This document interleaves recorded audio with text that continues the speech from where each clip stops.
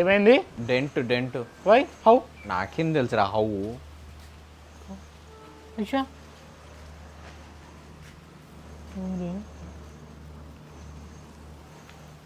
But explain with this. ఈ బొక్కలు ఎట్లా పడ్డారా? How do I know? Nobody knows. There's one here also, if you see. Yeah. I think this is a manufacturing defect. But ఈ బొక్కలు ఎట్లా పడ్డాయో తెలియట్లేదు. 3 బొక్కలు. పెయింట్ వెళ్ళిపోయిందిరా మూడిట్లోనూ వన్ మధ్యలో ద సెంటర్ వన్ పెయింట్ ఒకటిగా. Up in YouTube, welcome back to 2BrotherVlogs. This video, we're going to talk about the negatives which we found about this car. We've been driving it for about close to 2,000 kilometers now. 2,500. In a month. So Srujan has been at it. He's been going a rave with this car. Yes, this is the engine bay. Yes, we're going to talk about what we disliked about this car. For those who haven't seen the reasons why we purchased this car or the reasons why we like this car, there's a video which we've already made. It is in the top left corner right now. You can click on that, watch that, and then come back here. This is purely about the things which we personally did not like about this car. Starting off with the engine bay. You see these mountings? These are for maybe whatever equipment which is required for the internal combustion engine. I have no idea why didn't Tata remove them. They are not very tightly fixed as well. You can see this, there's a lot of flex in it. This car was built as an internal combustion engine, redesigned, but yeah, those small things, they look sore, man. When you open the engine bay, it looks incomplete, right, for that sense. In the front area, again, the lights, they are bad. They are extremely poor. The visibility at night on these lights is piss poor, to say the least. The doors on this car actually, on the Safari also I felt it. Yes, you need to close it with a big thud. It's a danger when you have kids around because they prone to keep their hands. You want the doors to close like that, but it doesn't. Not all doors close like that. See that? You want it to close with that, even with that force. That closed. So this is flimsy. If you can actually, I'll put the mic. Yeah, this moves. The rest of the car is actually built pretty well. I have no idea why did they do it to this, but this doesn't close well as well. So this internal part which locks here is again very, very loose. It locks, but when you close it, it is not flush. We've sent it to the service center during the first service asking them to rectify it. They couldn't, and they said that this is how it's going to be. And even when it's closed right now, see, there is a little bit of give in that. And for those of you who want to use this car for travel or other purposes on the highway, the boot size is small. It is sufficient for a city car, but again, there is no spare tire available.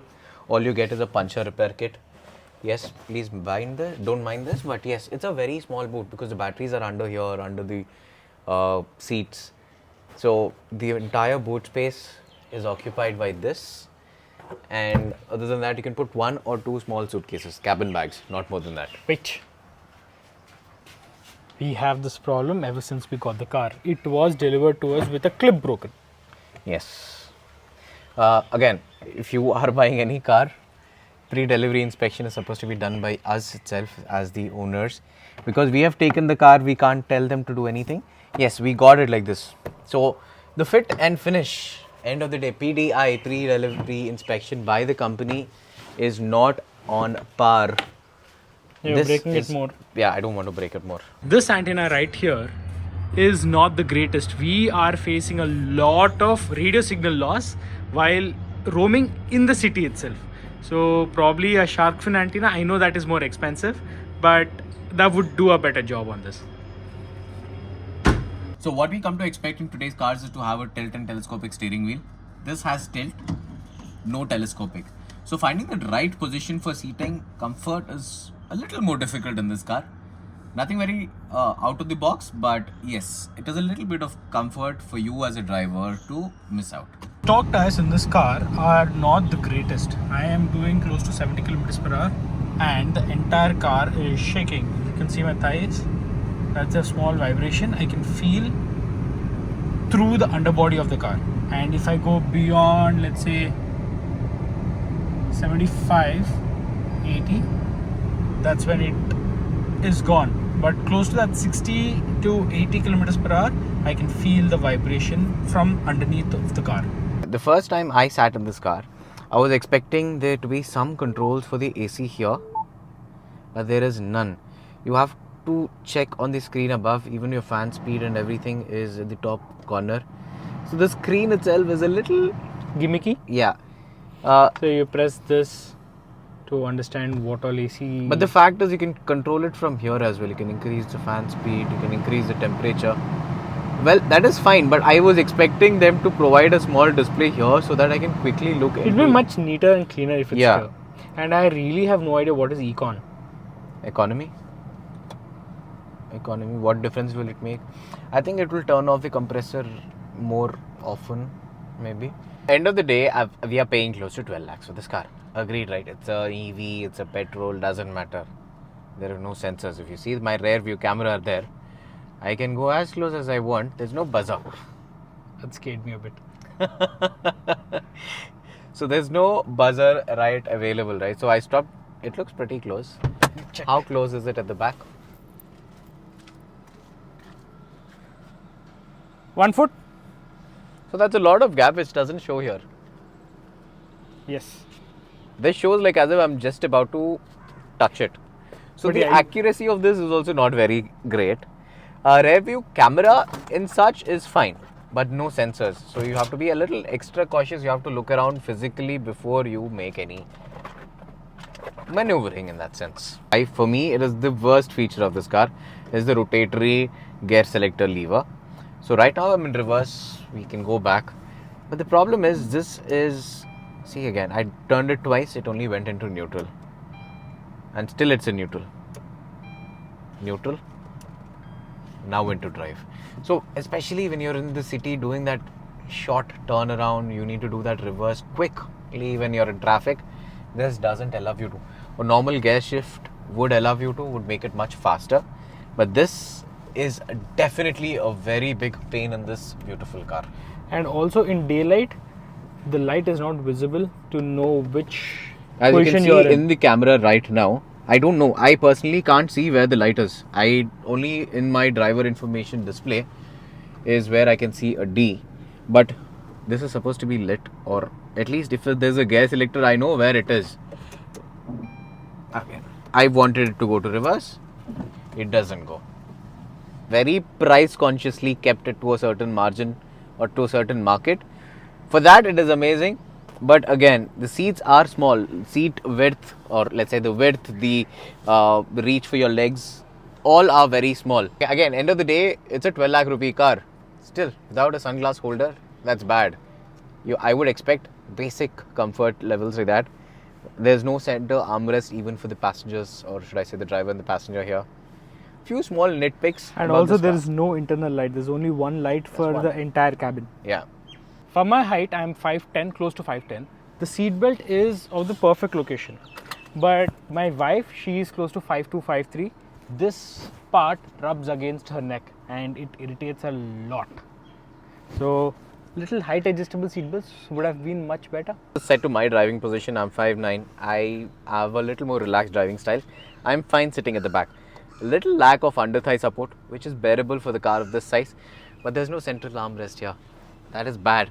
And this headrest, I won't call this a headrest because this wouldn't protect us in case of any whiplash effect or accidents as much as needed. And also, if you have noticed, there is no seat belt for the middle passenger. Oh yeah.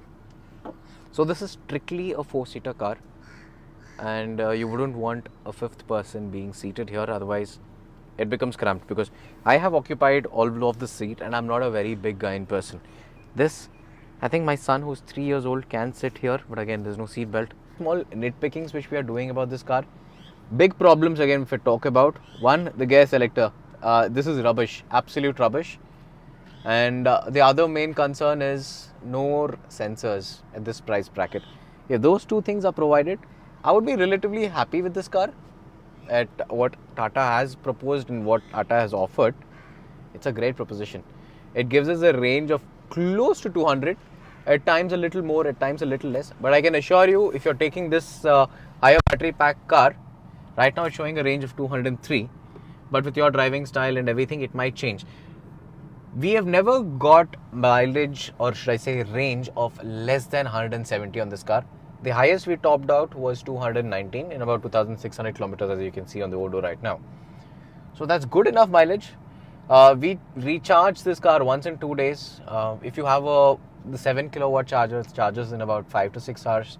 The smaller home charger, which is in the boot of this car, that takes about an overnight charge, about 8 hours. This is all about the nitpickings we could do about this car.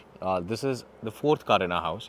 So we'll ask Srujan about a few questions which I personally think you would actually have for us. One being, would you recommend this car to anybody?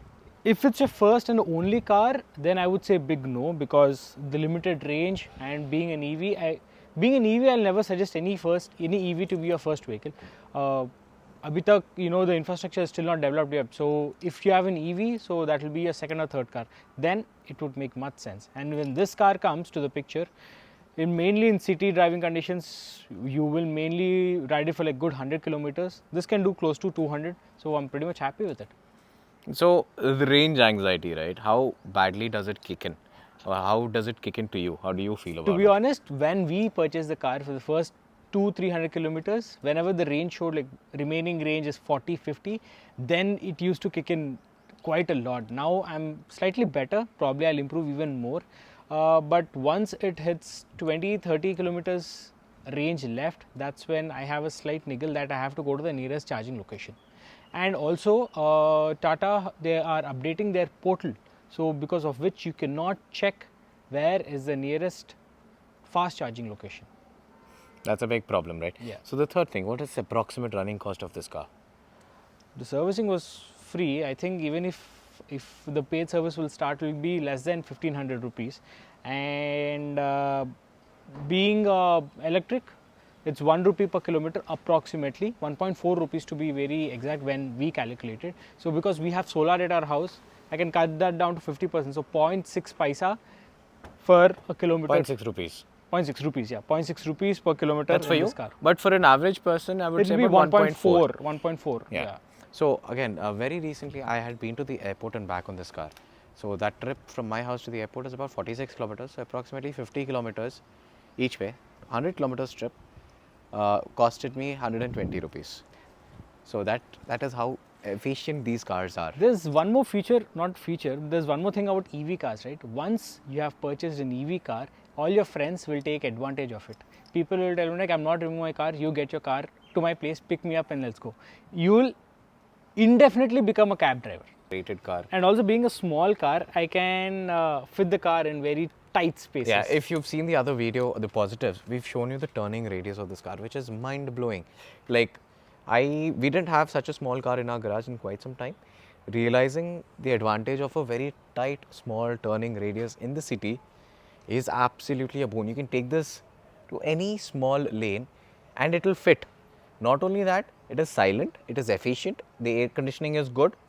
So all the creature comforts for a city drive small car are there.